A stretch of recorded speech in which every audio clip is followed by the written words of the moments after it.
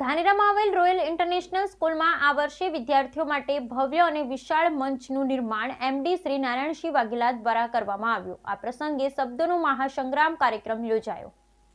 ધાનેરામાં આવેલ royal international school વર્ષોથી શિક્ષાના ક્ષેત્રમાં અતુલ્ય યોગદાન આપી રહી છે અને વિદ્યાર્થીઓ માટે નવી નવી પ્રવૃત્તિઓ કરવા માટે જાણીતી છે। આ વર્ષે વિદ્યાર્થીઓ માટે ભવ્ય અને વિશાળ મંચનું નિર્માણ એમડી શ્રી નારાયણસિંહ વાઘેલા દ્વારા કરવામાં આવ્યું છે, જે વિદ્યાર્થીઓના સર્વાંગી વિકાસ માટે એક મોટી ઉપલબ્ધિ છે। આ પ્રસંગે શબ્દોનો મહાસંગ્રામ કાર્યક્રમ યોજાયો, જેમાં 24 વિદ્યાર્થીઓએ ભાગ લીધો અને ખૂબ જ શાનદાર અને યાદગાર પ્રસ્તુતિઓ આપી। આ વિશિષ્ટ કાર્યક્રમે ધાનેરાના નાગરિકોનું દિલ જીત્યું અને વિદ્યાર્થીઓની प्रतिभा पर गर्व अनुभव्यो। रखते हैं यदि हमारे बड़े भुजबल रखते हैं, इतना ही नहीं, देश के अनेक युवा local for vocal, make in India के सिद्धांतों पर चलकर अपने भविष्य को उज्जवल बनाने में योगदान दे रहे हैं। अग्निवीर योजना के बाद तो हमारे पास युवा भविष्य में आर्मी से प्रशिक्षित फौज तैयार हो जाएगी युवाओं की, और जब भी देश को जरूरत पड़ेगी ये नौजवान अपना सर्वस्व बलिदान देने के लिए तत्पर रहेंगे। तब हम गर्व से कह सकेंगे, धधक धधक धधकेगा अब के ही अग्नि का अंगारा है, धधक धधक धधकेगा अब के ही अग्नि का अंगारा है। क्या सिंहों का देश कभी जुओं से हारा है? भारत एक अखंड राष्ट्र है, 65% युवाओं की ताकत है। कोई हम पर आंख उठा ले भला हिमाकत है कोई?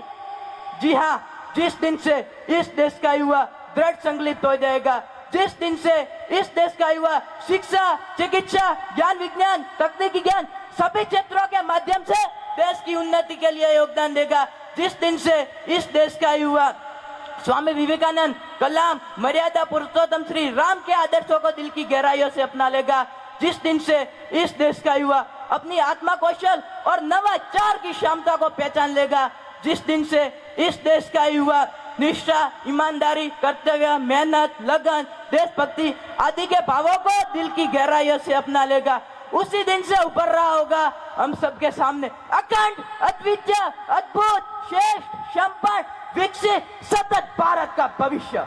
अंत में मैं बस इतना ही कहना चाहूंगा, राष्ट्रीय एकता, एकजुटता, सबके साथ और विश्वास के साथ सार्थक हर प्रयास होगा और युवाओं की नेतृत्व सतत भविष्य की ओर अग्रसित होते होते होते होते एक दिन पुनः विश्व गुरु का खिताब भारत के पास ही होगा।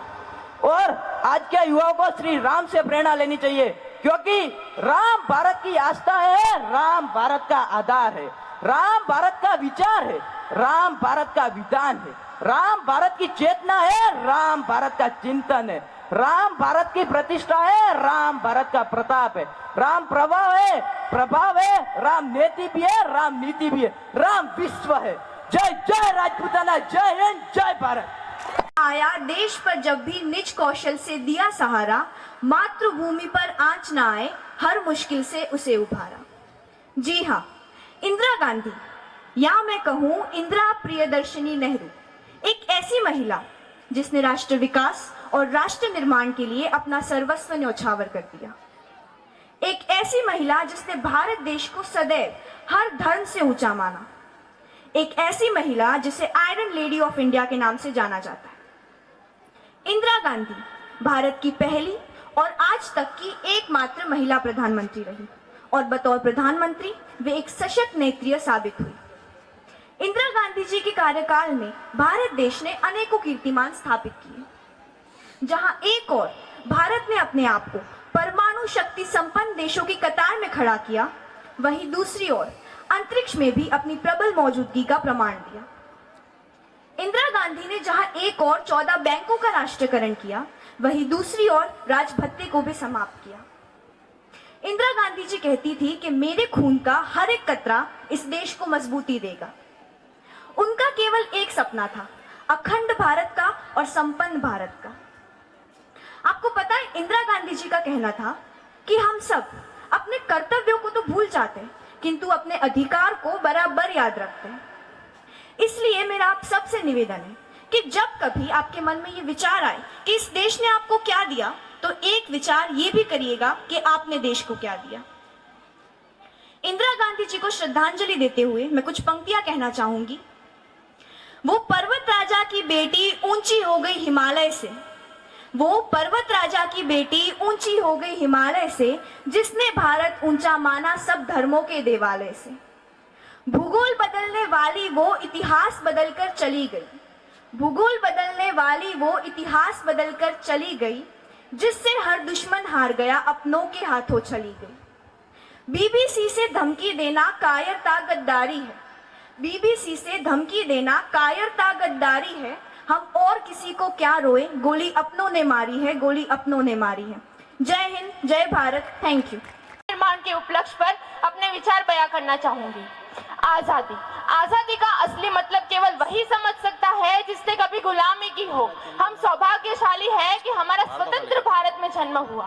प्राचीन, मध्यकालीन और देश निर्माण के उदाहरणों से यह साबित करना चाहूंगी कि जब जब हमारा देश फिरंगियों के फेरे में फंसा है, तब तब रंग दे बसंती चोला की एक आवाज पर टोलों के टोले उमड़ आए हैं। वंदे मातरम के नारों से खून में आने वाला 5-5 डिग्री का तापमान अंग्रेजी शासकों के जड़ों में तूफान ला देता था। लोग मर जाते थे, मिट जाते थे, फांसी चढ़ जाते थे, तो वो भी अपनी देशभक्ति साबित कर रहे होते थे, क्योंकि वो उस दौर की देशभक्ति की कसौटी थी। उसके बाद 62, 65 और 71 के युद्धों में अपना सुहाग गवा देने वाली औरत और अपना बेटा गवा देने वाली माँ के अंदर भी देशभक्ति कूट कूट कर भरी थी। इसी पर ही किसी देशभक्त ने कहा है, गौर कीजिएगा, बाप की कमाई गई, भाई की पढ़ाई गई, बाप की कमाई गई, भाई की पढ़ाई गई, ऐसा एक विस्फोट हुआ, पता ही चला नहीं, पूरे जिस्म की बोटियां ही चली गई। और आपके लिए तो एक आदमी मरा है साहब, किंतु मेरे घर की तो रोटियां चली गई, रोटियां चली गई। तब देश बलिदान मांगता था, तब देश लड़ जाने को, मिट जाने को, फांसी चढ़ जाने को कहता था। मगर आज देश लड़ जाने को, मिट जाने को या फांसी चढ़ जाने को नहीं कहता, बल्कि मेरे ख्यालों में यदि कोई व्यक्ति अपना काम पूरी लगन, मेहनत और ईमानदारी से करे ना, तो वही एक सच्चा देशभक्त है। अपने परिवार, अपने समाज, अपने देश के लिए समर्पण का भाव है देशभक्ति, और हर देशद्रोही के जीवन में आने वाला भाव है हमारी सच्ची देशभक्ति, ताकि हर देशद्रोही यह समझ सके कि अगर तू परिंदा है तो ये आसमान तेरा है, अगर तू परिंदा है तो ये आसमान तेरा है, अगर तू दरिंदा है तो ये शमशान तेरा है। भाईचारे से रहना है तो रह इस जमीन पे, वरना ये कब्र भी तेरी है और कब्रिस्तान भी तेरा है। जय सनातन, जय सरदार, जय जय पाटीदार, जय हिंद।